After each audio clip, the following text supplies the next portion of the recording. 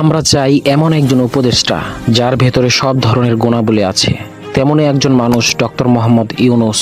কিন্তু আমরা অনেকেই জানি না কে এই ডক্টর ইউনূস। চলুন জেনে নেই তার সম্বন্ধে। ডক্টর মোহাম্মদ ইউনূস জন্ম 28 তারিখ জুন মাস 1940 সাল। বাংলাদেশের নোবেল পুরস্কার বিজয়ী ব্যাংকার ও অর্থনীতিবিদ। তিনি চট্টগ্রাম বিশ্ববিদ্যালয়ের অর্থনীতি বিভাগের একজন শিক্ষক ছিলেন। তিনি ক্ষুদ্র ঋণ নামক অর্থনৈতিক ব্যবস্থার জনক হিসেবে সমাদৃত।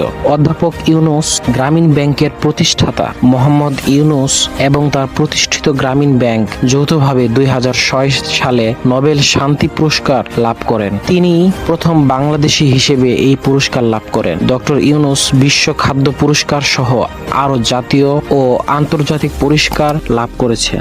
বাংলাদেশের সাধারণ মানুষের আর্থ সামাজিক উন্নয়ন ও কল্যাণের লক্ষ্য ডক্টর ইউনূস গত 3 দশকের বিভিন্ন সময়ে এসব প্রতিষ্ঠান গড়ে